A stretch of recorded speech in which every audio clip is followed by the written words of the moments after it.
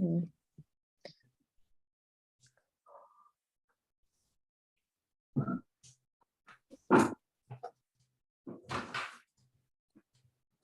All right, so we'll wait a little bit so that people can stream in.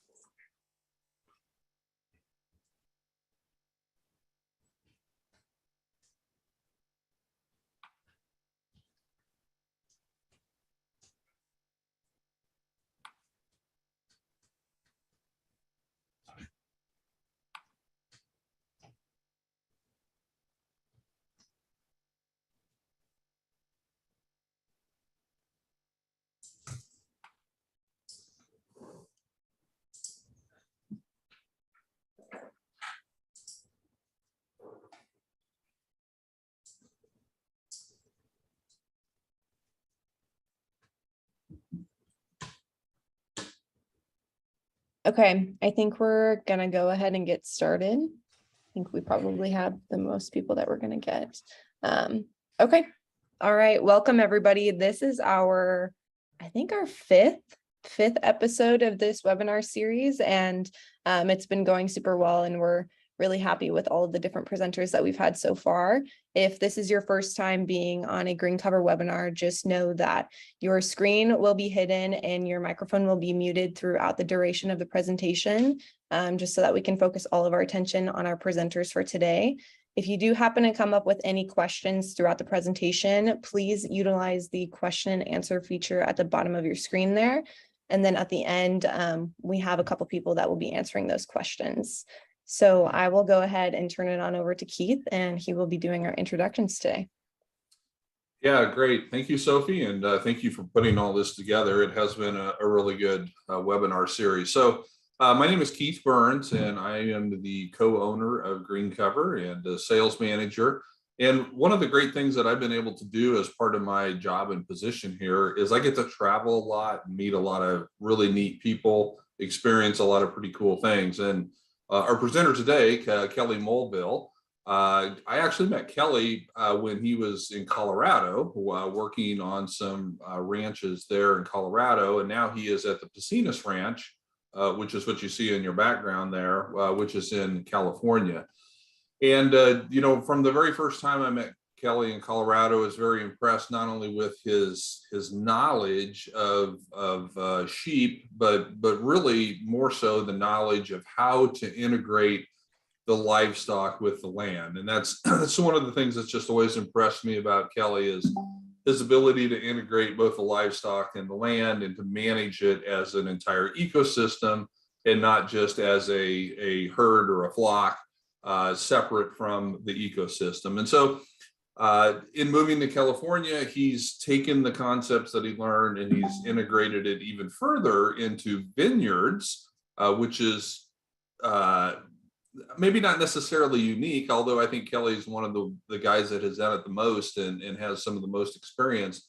But it's really a great way to do it because now they're providing weed control and biological diversity in the grape vineyards, which, by the way, he said they're going to be starting harvest tomorrow out there. So pretty exciting. But so I'm really excited to have him share that knowledge and that experience with you of how they're managing everything holistically and how they're seeing benefits to both the animals as well as the vines and the entire ecosystem. So I also want to introduce Davis Bailey.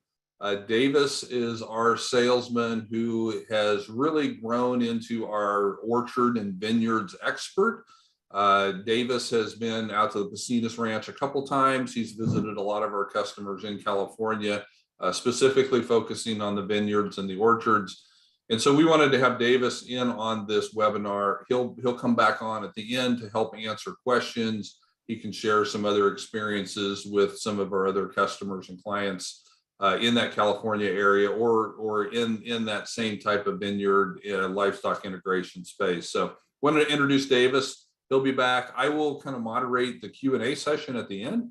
So yes, if you have questions, please, like Sophie said, put them in that Q&A box and we will get to those at the end. But for now, I am going to hide my video and my sound and turn it over to my friend, Kelly Mulville. Kelly, take it away. Thanks, Keith. Thank you for having me on here. I've been following you guys for a long time now, and you've been really influential in my work. This first slide here is kind of a broad shot of Paicines Ranch from the vineyard. And I just wanted to give a few basics. The ranch is 7,600 acres. We're on the central coast of California, about 60 miles inland from both Santa Cruz and Monterey. That mountain in the background, when the rains come from the coast, that stops it all. So we're in a very dry place. We've had about 5 inches of rain 2 years running now. We're in a pretty serious drought, but our historic average is only about 12 inches. This is a pretty historic vineyard vine growing area in that it's the second AVA, which means it's a defined viticultural area. And it was the second one formed in California. There's vines across the road from us, basically next to the ranch, that were planted in the mid to late 1800s that are still producing fruit. There used to be 1,000 acres of wine grapes on Paicines Ranch historically for about 30 years until 1995. And that was part of Almaden Vineyard, which was one of the largest vineyards in the world. That was 6,000 acres total. So there is a history of grape growing here. I was hired by the owner to implement an idea I threw out at a conference, and so we'll be discussing how that idea has basically came to develop.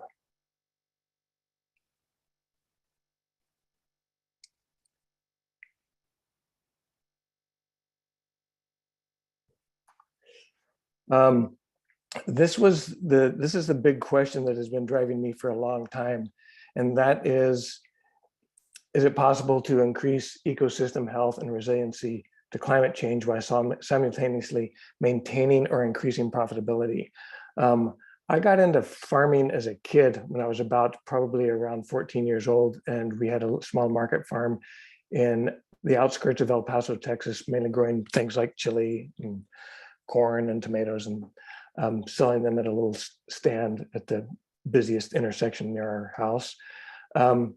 And we basically were managing it conventionally until I developed a strong interest in falconry and raising raptors, which led me to reading Silent Spring and realizing that if I really wanted these birds to be around, we needed to figure out a different way to farm so that it wasn't destroying their ability to reproduce. So we're going to talk a bit about soil health principles and how we apply those or practice those. And but first, I wanted one of those principles is to have a context. And so this is the context for the Vineyard project at Paicines Ranch. We're running. We have a little over 2,000 head of sheep on the ranch right now. We run cattle, pigs, chickens, turkeys, and then we have some crop ground too, about 600 acres of irrigated crop ground.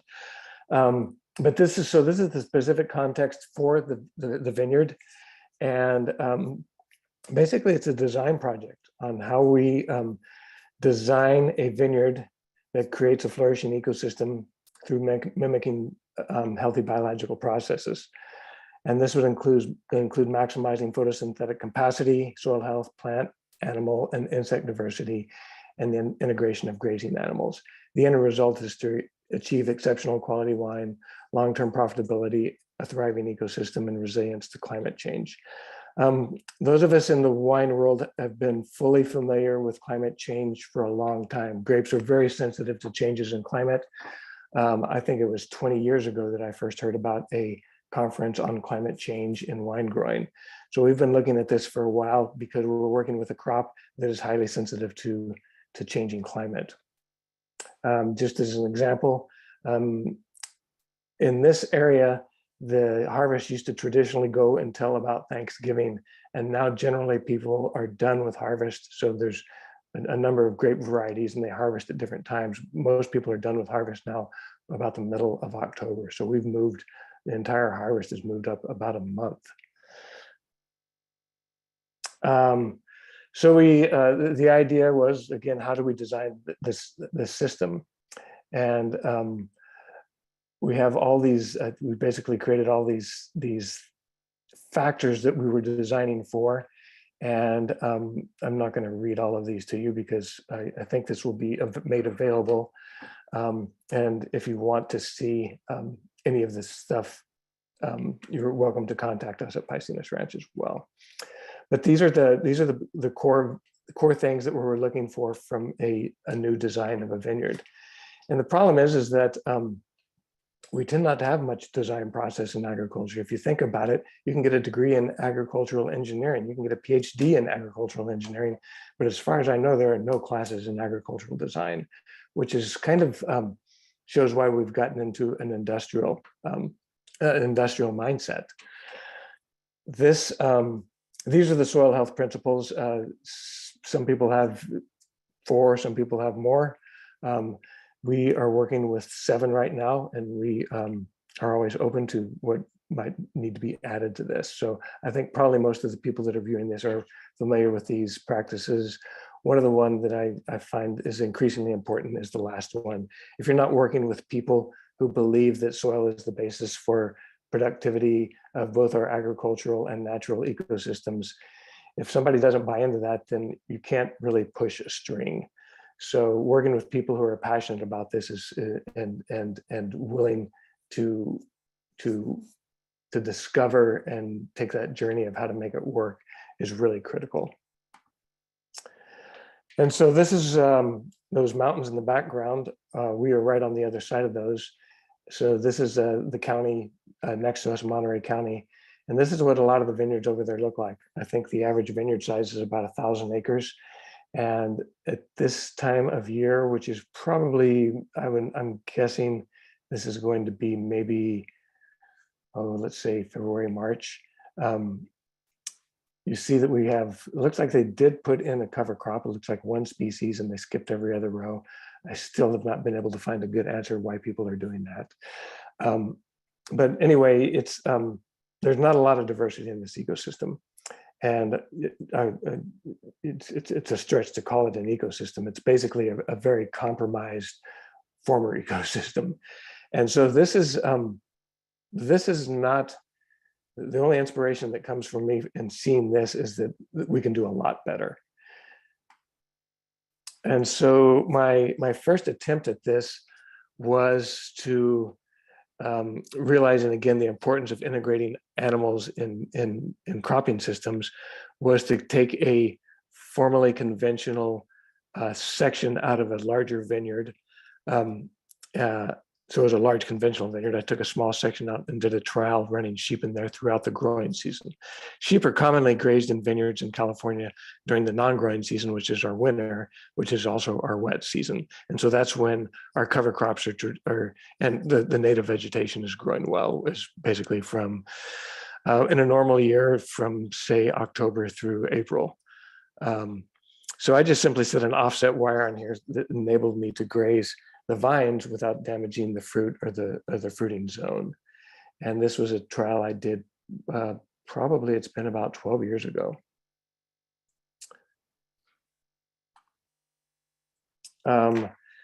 This is on the right side, you can see the trial vineyard. On the left side, you can see the control site. And one of the things that so we did several things here. We did not do, all of the vegetation was controlled by the sheep grazing. And we were using a pretty high density of sheep, and even though it was a very small vineyard, we were able to keep them pretty highly packed in there and move them frequently. On the control site, you can see that it was tilled. And if you want weeds, the best thing to do is till. So it's kind of a perpetual way to create weeds, which is funny that it's commonly used to control weeds. But so these are the same vines. These are the same vines, same variety, same clone. And on the side where I was managing it, we didn't have to do any mowing. We didn't have to do any fertilizing. We didn't have to do any suckering. You can see those vines are really bushy at the bottom. Typically, that has to be removed by hand, either by hand or by machine. And the sheep did all that for us and converted that to dung and urine. And again, they also did the shoot tipping, because when the vines got long, they hung down in the rows, and they were able to do that, which is another labor savings. So that was a good indicator that things were on the right path.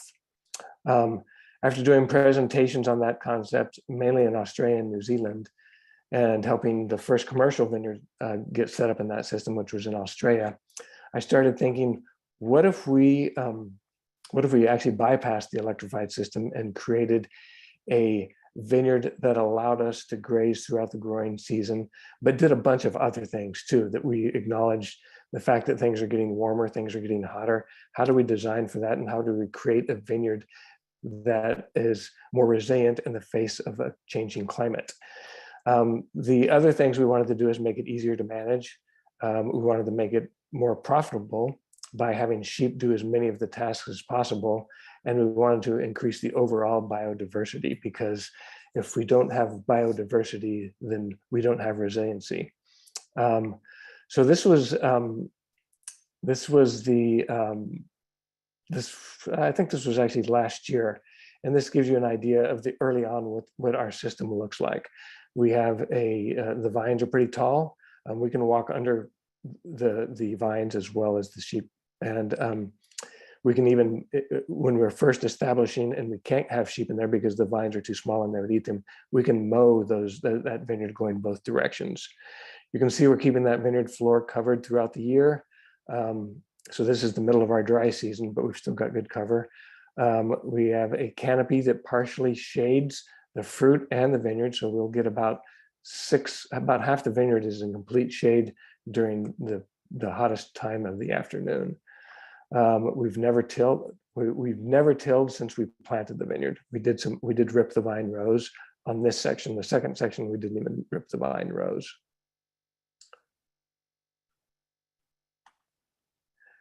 And this is a rendering of that a landscape architect did for us that was doing an internship here of what we wanted this to look like. And I was really happy that she said, "Do you want me to go below ground too?" And I said, "Yeah, that would be great. Let's show the whole thing, because we're managing a whole ecosystem here." And so that's what, again, that's what we're working towards. I want to briefly talk about what is different about this from a conventional vineyard. And by conventional, it could be organic or biodynamic or just a conventional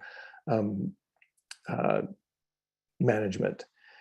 And on the left there is what a normal VSP, which is called vertical shoot positioning, short for vertical shoot position, vine would look like. And it's basically a hedge. And you can tell I have a really high budget for artistic work. But the vine on the right is depicting what we're using here. And you can see that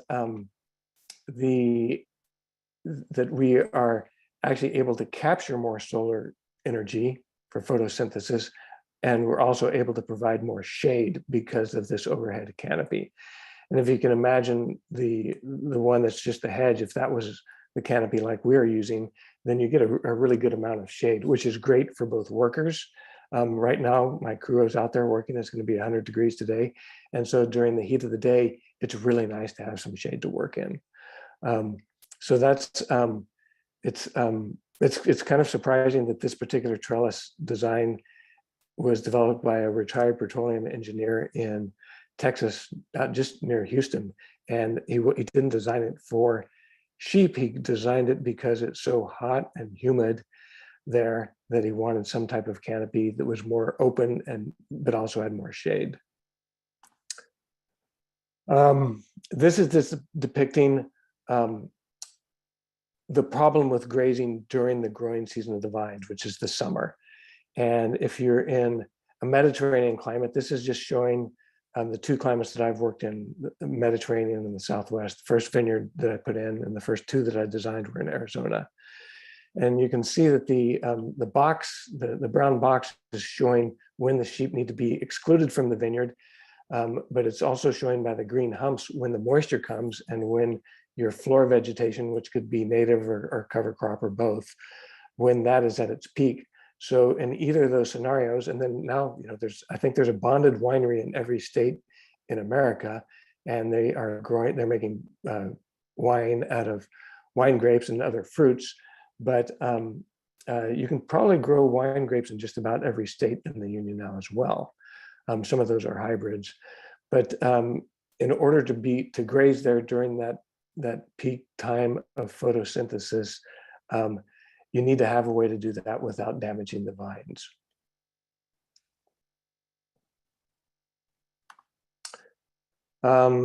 This is a great photo that I use a lot, and this is just showing why it's so important to have animals integrated in livestock practices. This is from North Dakota, and this is showing 3 types of management on the same type of soil. So all these soil samples were taken within 200 feet of each other, just different management practices. And the one on the left is basically using holistic planned grazing. And you can see the soil structure there. You've got nice open pores and a nice aggregate structure.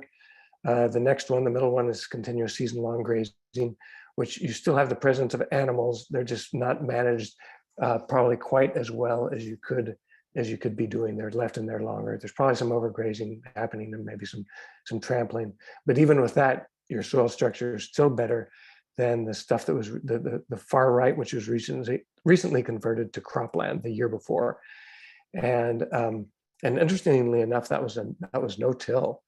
So you can see that the soil degraded rapidly under that practice.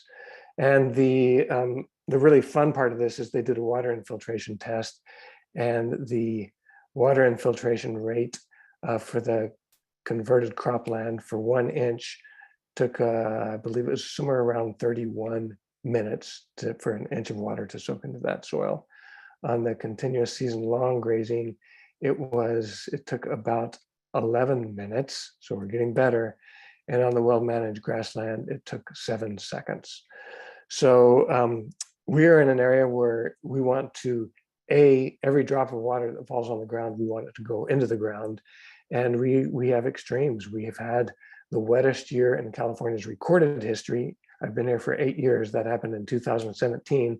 And now we are in the most serious drought since in the last 1800 years. So we have big extremes, and we need to be able to have resiliency in the face of that. And the key for that is how we manage our soil. I'm going to quickly go through how we developed the site. This is the site where the vineyard was the first phase we planted. It's a total of 25 acres. And we basically cleared the land, did an application of compost, a very thin application of compost. In that first year, we ran cattle on that. We had the equivalent of 7 animal days per acre. We didn't plant a cover crop or do anything else. We just spread that compost and we allowed the native vegetation to come. So again, we got 7 animal days per acre. The next year, we planted a cover crop, and our productivity went up tenfold. We had 70 animal days per acre. So we're already on this curve of increasing ecosystem health, starting with the soil, and by the way, increasing our carrying capacity. So our potential for income is increasing at the same time, and we've not even planted a vineyard yet. The next year, we introduced sheep as well as cattle, and you can see our cover crop is still doing well. And then this is towards the end of that first year. We grazed it down, we put in our trellis stakes, and we planted the vineyard. So that would be 2017.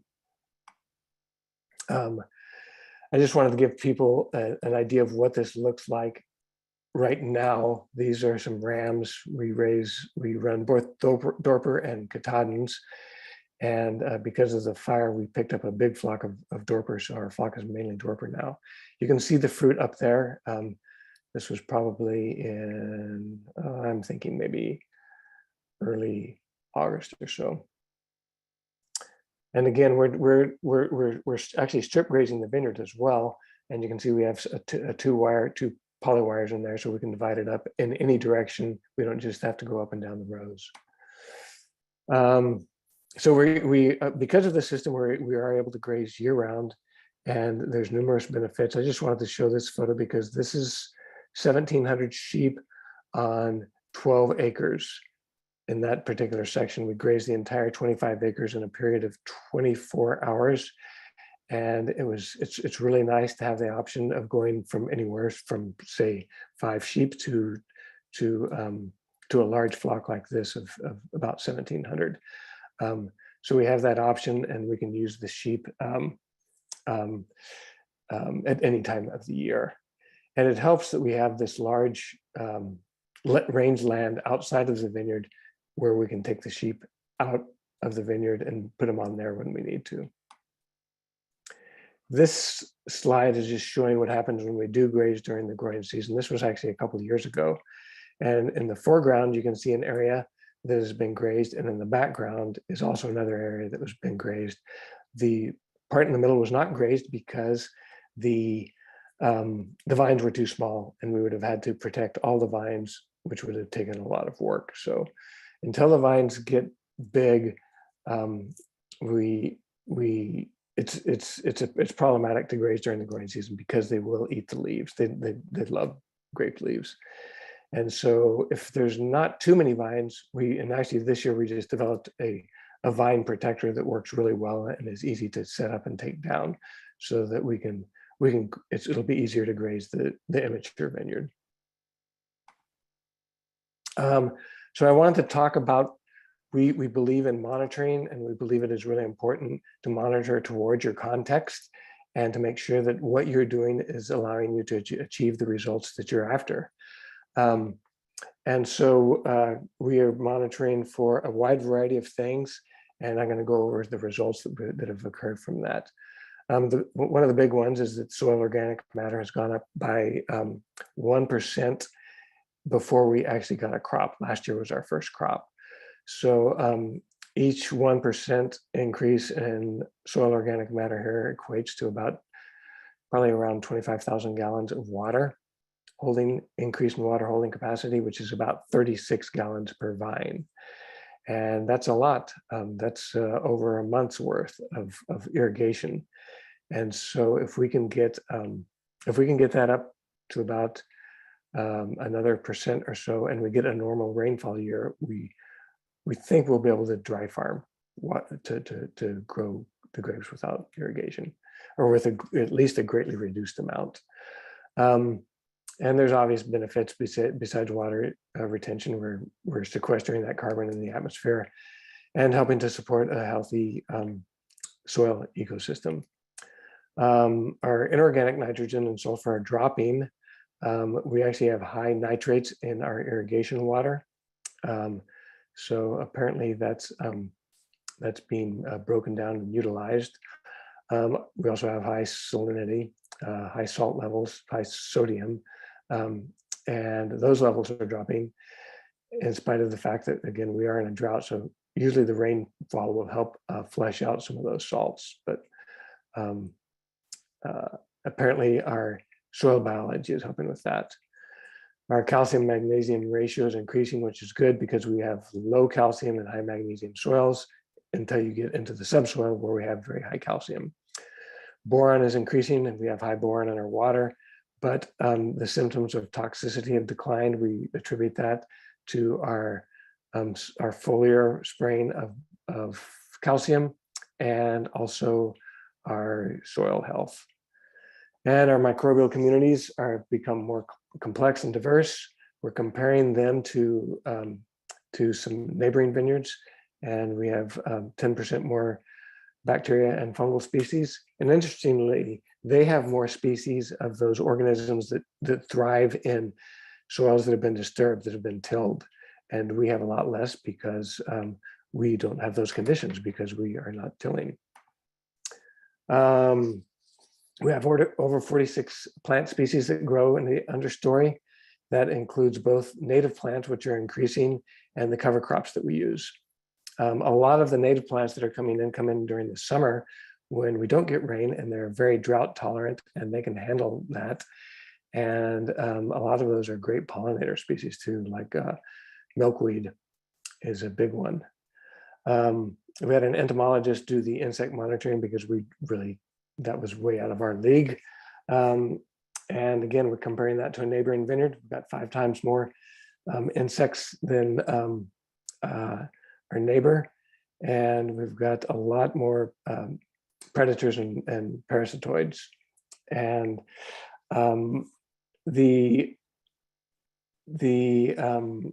so as far as pesticides, we are certified organic, and we are not using any pesticides, and we rely on high bricks in our crops to prevent the sucking and chewing insects.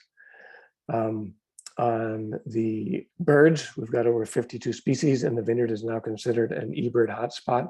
eBird is an international site for birders, and a lot of the folks that come, well, a fair amount of the folks that come to the ranch now, we have Airbnb rooms here.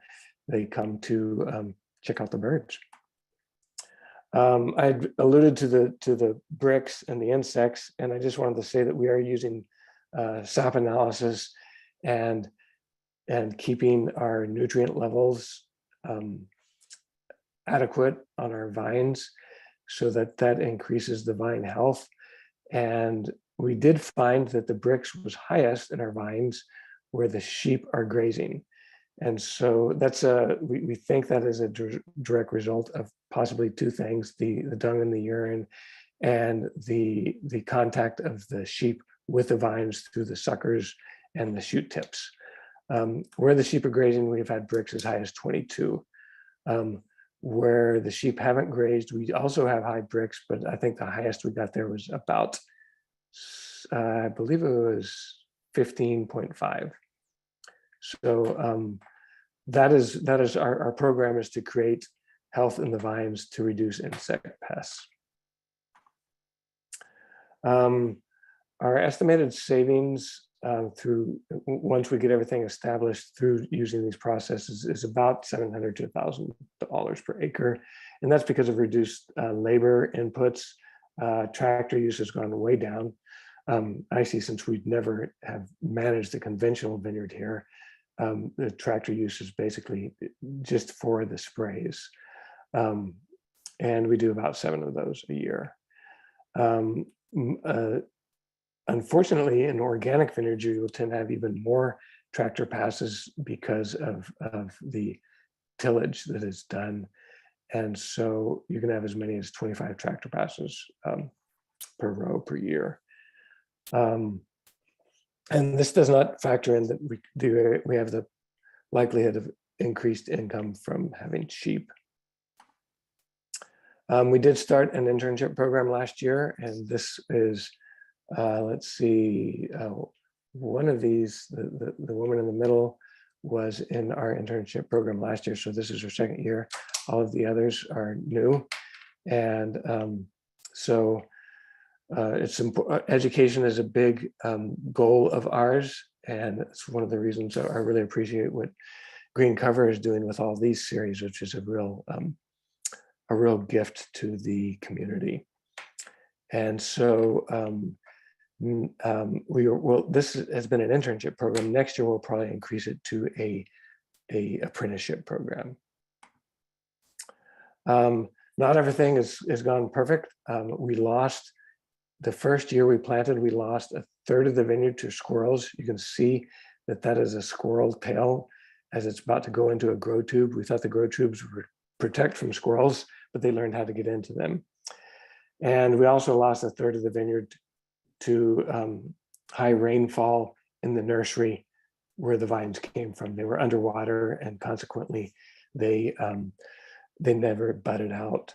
So between the squirrels and the flooding of the nursery, we lost 2/3 of the vineyard the first year. But it's a constant learning process, and that's one of the reasons why education is important to us, so we can share our learnings with others and help them avoid the mistakes that we've experienced. First wine from the vineyard was produced last year from this winery. We sell all of our grapes to local winemakers, and she sold out. The winemaker sold out of this. That white wine, she sold out of it before it was even bottled. And then there was another white and a red that sold out within about a month. And they were the fastest selling wines from her portfolio. And she's doing a great job of also telling our story and partnering with us and being able to expose people to these ideas in the wine world, as well as just the people who buy wine. I want to end with another thing that has been really important to us this year, and we're talking about our monitoring, but biodiversity is really critical to us. With agriculture in general tends to really destroy biodiversity. I mean, we clear land and we tend to reduce it to just a couple crops. Our goal is to do the opposite, to actually use agriculture to restore biodiversity and set things right with the world again. This is what's called a tricolored blackbird, pretty similar to a red-winged blackbird, which a lot of folks are probably familiar with. And this is a endangered species. It's endemic to California, and it was very common in the Central Valley, but has been reduced mainly because of agricultural practices. And they are an insect eater, and every now and then we would get a few on the ranch, and their call sounds like a cat kind of meowing and kind of with a rough voice. And we always get excited when we see a couple because they're endangered, and it's just fun to have some biodiversity. Well, this year we would see a couple more each day until it was getting obvious that there was a big influx of them. So I called a neighbor who's a retired bird guide and told her that we had what I thought was hundreds. And she said, "Oh, you probably just don't know how to count."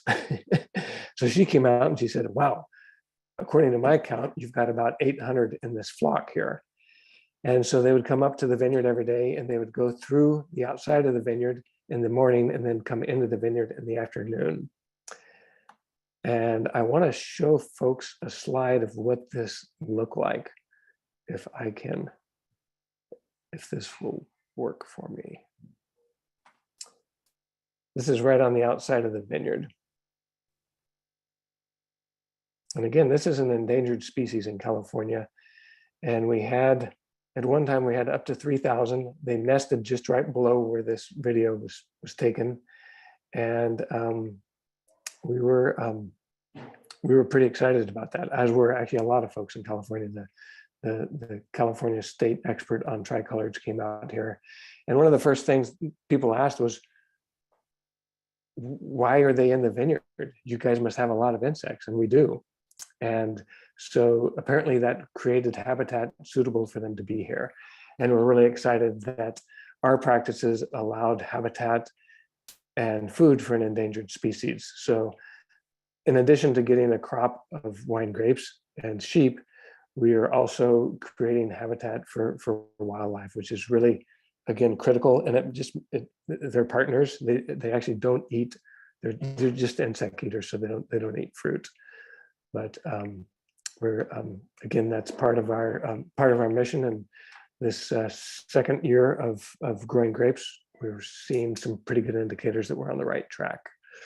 I just wanted to show this slide from Buckminster Fuller, and which kind of highlights the importance of design, and that if you keep trying to fight the existing reality, you're just in a fight that's going to go on forever.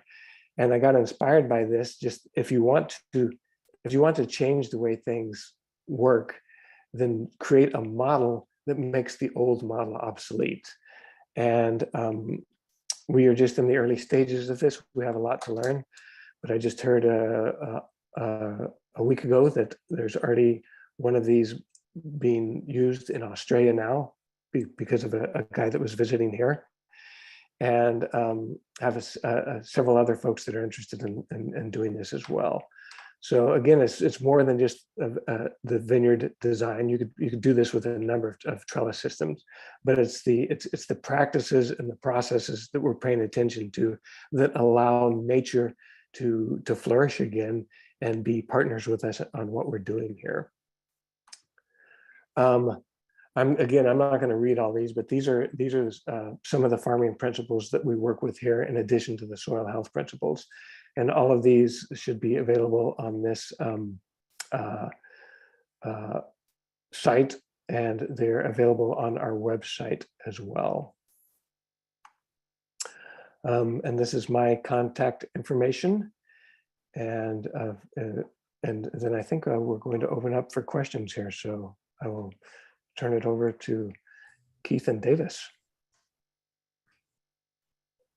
Yeah, great, Kelly. That's really inspiring. I had tons and tons of questions and thoughts and everything else kind of going through my head. I love that last quote by Buckminster Fuller of, to change something, you got to build a new model that makes the existing model obsolete. And so my first question would be, it certainly looks like you've done that with this new model of vineyards and integration of the sheep and, all the biological benefits that's coming from that.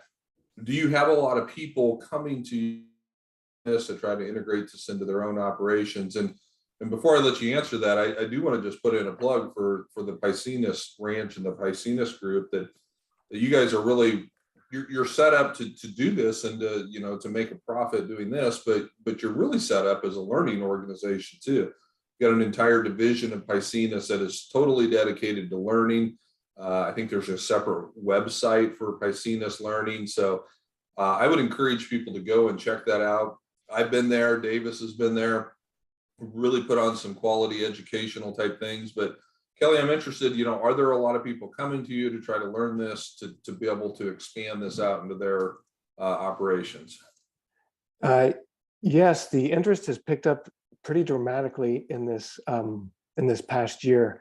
I think in part because the wine writer for the New York Times came out and he did a piece on what we were doing. And that was spawned by a neighbor who I'd actually done some consulting work for a while back, named Randall Graham, who used to have his own winery that was a pretty famous one. And he came out to visit what we were doing, and he tweeted, and he had 600,000 followers or something. And all of a sudden, and I actually am not on any social media, so it was my crew told me, hey, there's a little bit of a buzz going on. So there is interest, and unfortunately, our current management practices in California in general mean that the life of a vineyard is only about 20 years. And we have things like red blotch and Pierce's disease, and just I would say a lot of the conventional management is hard on the vines.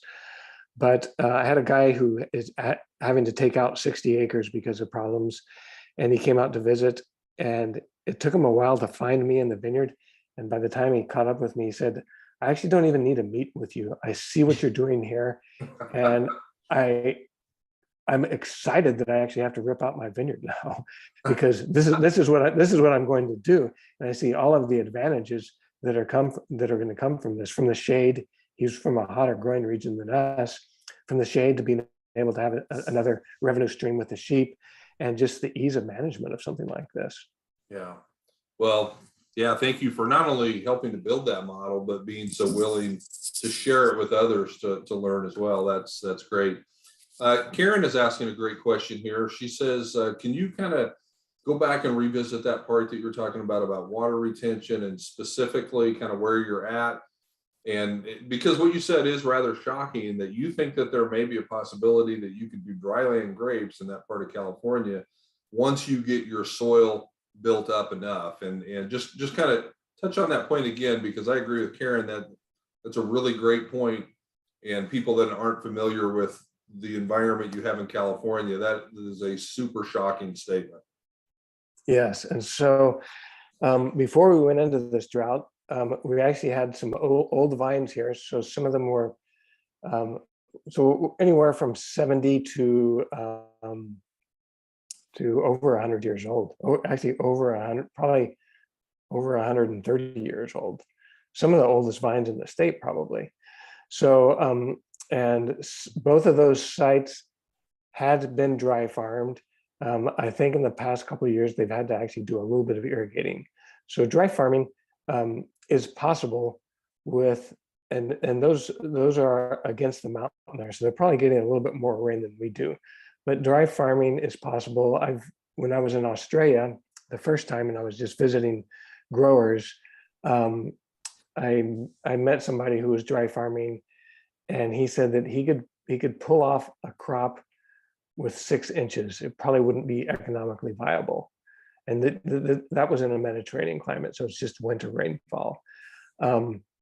So I'm thinking, again, if we build up our soil organic matter, which started out at about 1 to 1.5%, so it wasn't much, but if we can build that up, and we do have clay in our soil as well, then I don't think it will be that big of a stretch, given a normal rainfall year, to be able to dry farm that.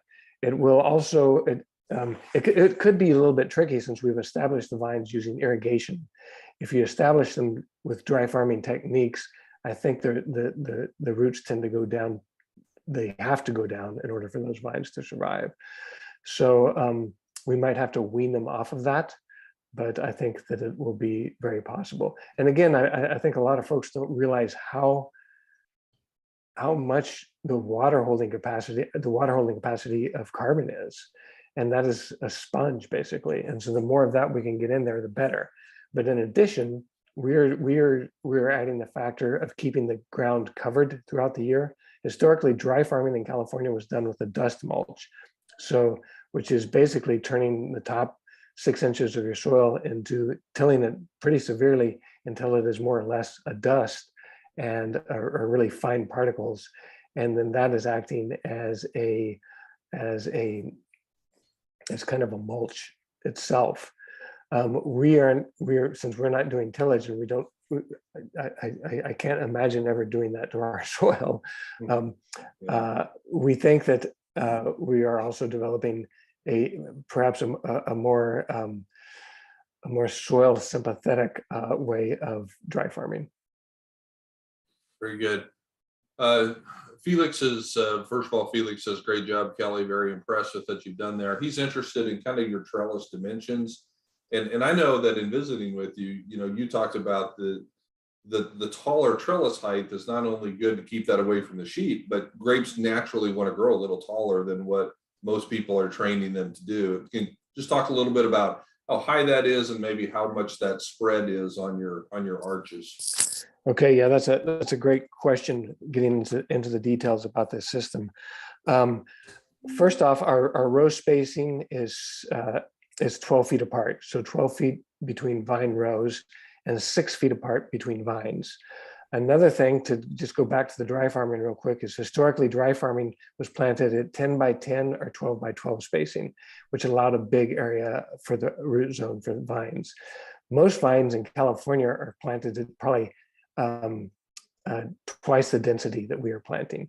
But we wanted to allow additional space so that we could take advantage of all the rainfall and have more likelihood of being able to dry farm. So, but that's the traditional.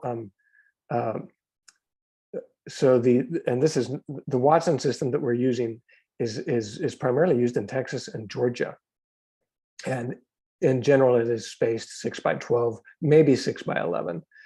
And the trellis system is, our fruiting zone is on, so that's the cordon wire, that's the top wire, and that is at about 66, probably averages 66 inches, anywhere from 66 to 68. And that will allow us to run just about any breed of sheep under there. So we didn't want something that was just specific to a smaller breed. We wanted it to be conducive to just about any breed of sheep. The V is 4 feet across. And when the vines are divided at the cordon wire, so they come up, they split like a T, and then they split like a V and go over into either side of the row. And when they are fully taking advantage of that, they will extend probably a foot beyond the 4 feet of the trellis. And so that will take up about 6 feet of 12 feet of every of the 12 feet of every row, which gives half of it in shade. Because we are using wider spacing, I would say that the cost is going to be pretty similar to a conventional VSP system, because it takes more hardware, more end posts and grape stakes and wire than the Watson does. So, but we are using a little bit taller posts and the V's. So I think it would probably be pretty similar in cost to set up either of these. But in labor, ours would take a little bit less labor because there's less posts to pound in. Yeah. Really, that system, you said it was developed in Houston, high humidity. You're in a very arid environment. Both probably have heat taken care of. But where does that system not work? Is that one that could be more of a, are you suggesting should be more of a universal system with the spacing, with the height? If it's covering a broad range of geography already, are there limits to it? There would be. And so one thing that could be a factor is severe wind. And if you could only go one direction, we were able to, all of the rows are set up so that the prevailing wind goes basically up the row. It doesn't go against the vines, in which case it could potentially flop everything over to one side. So that could be a bit of a problem. And then I think there's probably some of the hybrid vines that are grown in the Northeast where you don't need that much canopy from them. And so a lot of them just have 2 wires. And some of them would even just be a single wire. So that would be overkill for something like that, where you could just get by with maybe 1 wire. Now, if you wanted to graze, maybe it would be maybe you would have a little bit of a V on there, but not to the extent that we're using. It might just have 1 wire on either side to help keep stuff out of reach of the sheep. Sure. But otherwise, and it would be possible too if you were in a really cold climate and you needed to be close to the earth to take advantage of the heat of the soil during the summer and that extended heat that goes into the fall to keep from frosting. That would be another reason why you might not want to have something that tall. Do you have any pushback from your workers on harvesting those higher trellises, or does that not seem to be a problem? No, actually, everybody so far really likes that. We do have a lot of folks from Oaxaca and Guatemala that work vineyards in this area, and some of those folks are not very tall, and they've said, "Oh, that would be a lot of trouble." But in general, when you're picking, you're stooping down, Yeah. and so I think that I know last year when we did our harvest, everybody was really excited about being able to stand upright and pick fruit at eye level. Sure. So in that regard, that's good. So Tiffany has a question, and I'll let you weigh in on this. And Davis, you can maybe comment on what you've seen in other places as well. But what seeds are you using for the annual portion of the cover crop that you're drilling in there? You've got some native perennials coming back as part of that mix, but what kinds of things are you planting? Okay, so some of our core mix tends to be oats. And I have also done barley, triticale, and wheat. But oats is one of my favorite of the grasses, and it's one of the favorite of the sheep as well. Oats and barley are both good sheep feed. And then I had started initially using a lot of radish, but I'd heard that there can be issues with the radishes affecting the flavor of wine grapes. So I've switched over to using a lot more chicory, which does well in this climate. And I actually really like the chicory, and that's a good forage for the sheep as well. And I'll throw in some seeds, some flower seeds like Phacelia, California poppy. I also like to use lana vetch, crimson clover. And then I've lately started collecting native flower seeds from the ranch and throw those in the mix as well to try and encourage some of the native diversity and some of the native vegetation, in part because we have a lot of pollinator insects here that are specific to specific plants. So having those plants growing, I think, would be beneficial to us. So our seed mix can be pretty diverse. We've had, I think, up to maybe probably 20 different species in there, some of which we're adding and some of which we're just purchasing. Yeah. Davis, any comments on what some of the other vineyard folks in that area maybe have had some success with as well? Yeah, I think the termination time is really important to point out there. So with Kelly's context, having a variety of maturing plants is really helpful if we're talking about grazing sheep over a certain duration. If another grower was trying to get as much biomass produced from that cover crop before they terminate at a certain time, before maybe they have to start other operations, they would maybe have to focus a little bit more on the earlier maturing options. So maybe a little bit more barley, a little bit more rye, potentially faba beans I've seen do really well in addition to the other species Kelly mentioned. So that's something that I like to ask about, is just when they're going to be terminating the cover crop, how they're going to be terminating the cover crop. Another pro for Kelly's system is not really having to terminate the cover crop. You're trying to produce good feed, and so that's not as much a concern for him. In fact, it's with that system, we're trying to, again, just extend the maturity of the entire cover crop. I want to ask one more question, and then I'll turn it over to Davis. He can ask a few additional ones here. And I know we'll run a little bit past our hour, but Kelly, as long as you've got a few more minutes, I think we can extend this out just a bit. I wanted to go back and touch on something that you said, because again, it's a really big number when it comes to Brix. You know, you said that you were measuring 22 Brix levels with your grazing, around 15 without grazing.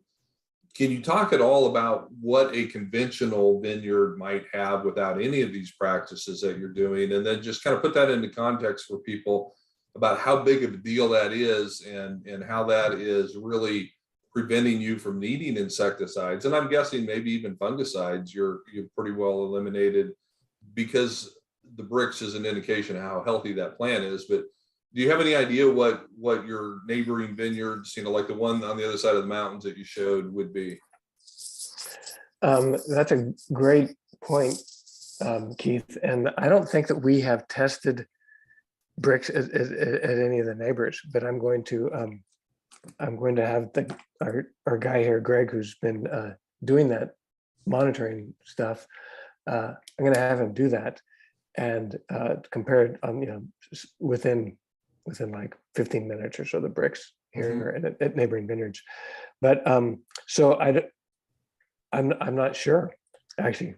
We've just been testing within our own vineyard, and I will say that that is, so we've had the range from all the way up to 22 with where the sheep are grazing, and I think our lowest Brix was about 13.5. And if you listen to folks like John Kempf and others who are talking about Brix, then anything be kind of above 14 or 15, and you basically are out of the zone, the plant material has become undigestible to insects. And so that's something that we would look at forage bricks just to see how nutritious it was, but really this idea of looking at bricks as a way of preventing insect damage. And we are certified organic, but I don't like to even use our organic fungicides, which tend to be sulfur and oil are the main two that we have used in the past. But this year we did use one oil application, and which is way down from like doing, I don't know, maybe at least half a dozen applications for fungal disease. And last year we didn't have to do any oil sprays on the vines that we harvested fruit off of. So we're getting closer to that point, and I think that it's going to be a combination of canopy management and vine nutrition. Yeah, and if people aren't familiar with the bricks test, it's a relatively easy, super cheap test to do. Anybody can do it, and you can do it in real time. And so it's really a great way to test and it could be any crop, grapes, but it could be corn, beans, anything that you're growing, you can get a bricks test. But I think what Kelly is demonstrating here is the power of these principles of soil health. When you're not applying any of them, my guess is that bricks level is below 10 a lot. When you're applying most of them, you're getting, to that 13, 14, 15, which is above that threshold. But when you're putting them all together, 22 is incredible. I mean, that's just fantastic. I saw David nodding his head because he knows how impressive that is.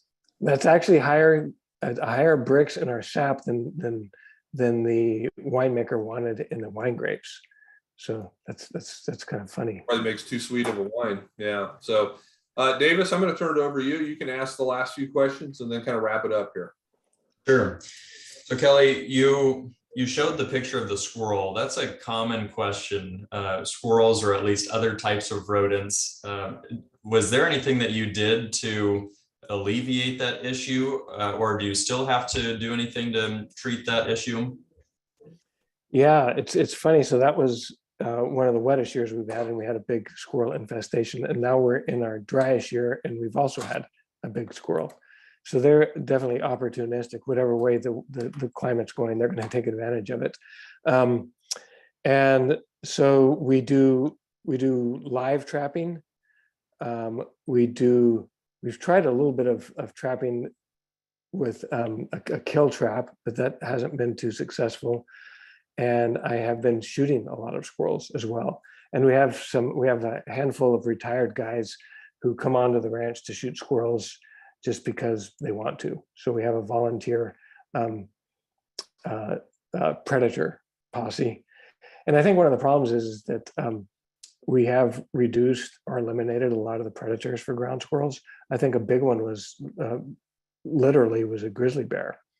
And I've heard stories of grizzly bears basically just getting into a squirrel den and popping out the squirrels and eating them like popcorn. So, and we don't, there's grizzly bears have been gone for a long time. So unfortunately, we have to become the predator in order. And we're managing for diversity and ecological health. And so obviously all the animals are going to try and take advantage of that.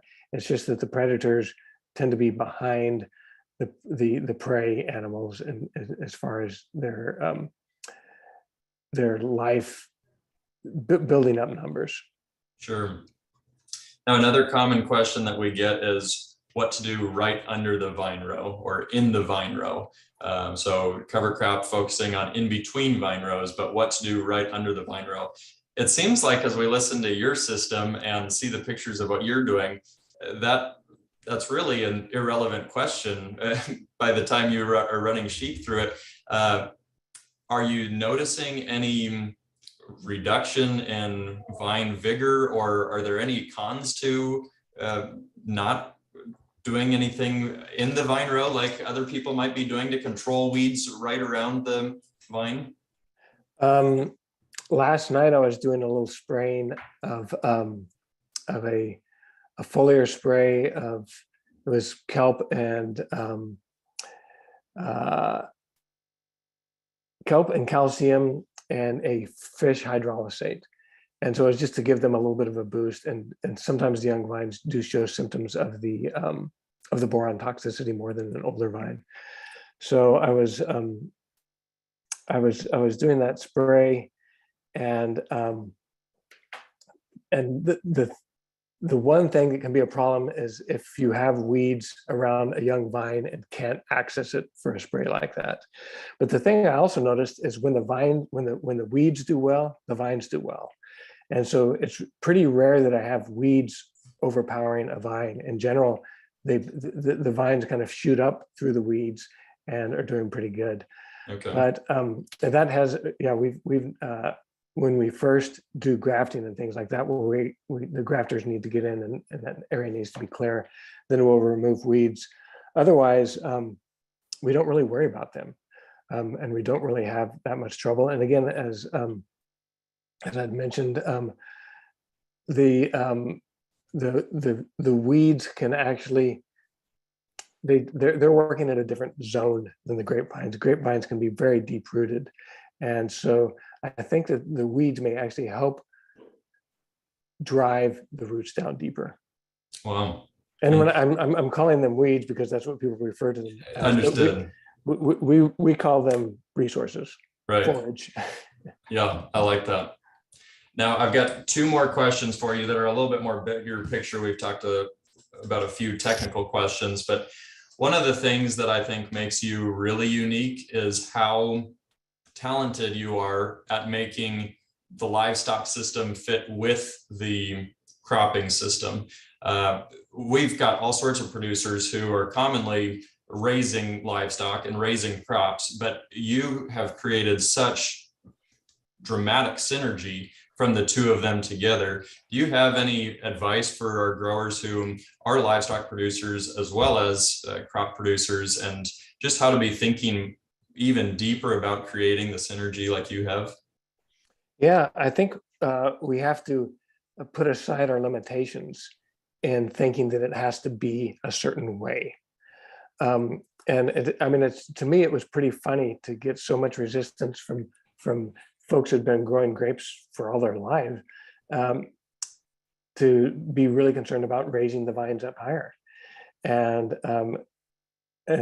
when, as anybody who's seen vines growing in the wild, I mean, the first vineyard I put in Arizona, there was a vine growing on a tree. I could not see the top of the tree, and the vine was going all the way to the top of the tree. And so they definitely have, that's their habitat.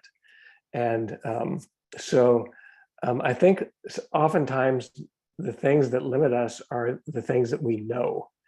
And so we have to get beyond this narrative that we can only do it a certain way. And I think that's going to go for all types of cropping systems. And I previous to doing the wine grapes, I was doing vegetable crops, growing 60 different types of vegetable crops in Colorado. And we were integrating livestock into those. But we were doing that the year before and then having the winter rest. And that allowed us to do that with virtually no inputs and produce really high quality. And so, but I had this, and that was under a center pivot. And I had to think again outside the box of how am I going to set this up and make this work. And I think that oftentimes the things where we get stuck are because of the things we know, and we need to free ourselves up to think outside the box. I love that. Last question for me anyway is this system, you have listed off benefit after benefit. I mean, it is just incredible. What's left for you on this journey? What's left to figure out in this system? And assuming that there might be a few other things to figure out, what things are you really trying to observe this season or right now? Well, as I said, we're just scratching the surface, and I would like to really see in our monitoring the biodiversity go way up. I would like to see our soil health go up to the point that that our outside inputs, just our foliar sprays, which I mean, by volume, it's tiny amounts of stuff that we're putting on, but getting our soil biology to a state that it's providing everything that the vine needs. And so we don't have to do those foliar sprays. And looking at ways, again, that we increase the plant biodiversity, as well as one of the things that's kind of biting us a little bit now is we have really high bird numbers through most of the year. And I think those birds, when we start putting cannons out in the vineyard during the harvest, just before harvest, are kind of used to us, and they get used to our cannons. And I think that makes the birds that do eat the grapes say, well, if those birds are in there, it must not be too bad. And so we will probably have to net everything next year, which in the long run is probably better than shooting off cannons and doing all that stuff. So, but I think that I don't think we know what the potential is with something like this, and how much increase in biodiversity can we achieve, and what does that look like, and then how do we do that with our other cropping systems as well. So, and then of course, how do we get more and more people to adopt this? And now the thing that I want to see is we have multiple winemakers this year, and there's going to be a lot of expressions of the fruit. And I would really like, in the wine world, the winemakers are the big shots. Nobody ever talks about the wine growers, but I think that that if for one thing, it's going to make it a lot more interesting for younger folks to get into something like this, because it's a different way of thinking about things, and it's I think it's a lot more interesting. And so I think that it'll be fun to see vineyards getting more of the acknowledgement for creating quality wine, but not just quality wine. I mean, if you can buy a wine that is restoring ecosystem health, you can feel good at multiple levels about that. Absolutely. Well, I quote you all the time. I understand now that you were probably channeling Buckminster Fuller when you said this, but you mentioned to me on one of my trips out that some people are looking at regenerative practices and trying to figure out, oh, I like this practice, I want to put this into my operation. And while that's good, sometimes the whole system needs to be redesigned. And so I'm constantly challenged by that. I think that's really an important note and something that we all need to be thinking about. So I appreciate your inspiration and your education to us all with that. Well, thank you. Sophie, anything else for Kelly, or Kelly, anything else for the audience? I'll just say thank you, Kelly. This has been a super informative webinar. I've been taking tons of notes this entire time and learning a lot. So it's been really awesome. Just a quick note about next week's webinar. We are going to be talking about wine again. So we're continuing the theme. Joseph Brinkley from Bonterra Organic Estates is going to be on next week. Same time, Tuesday at 12 o'clock Central Standard Time. And you guys can register for that webinar if you haven't already on our webinars page, which is just greencover.com/webinars. Thanks, Kelly. And then I do have one thing I'd just like to mention. If people are interested in getting on our website and signing up to be notified of our workshops, we are kind of coming out of COVID now and doing more and more workshops. And so you can go on there and sign up. Awesome. Thank you. Yep. Thank you, guys. Take care. You too. Bye. Bye.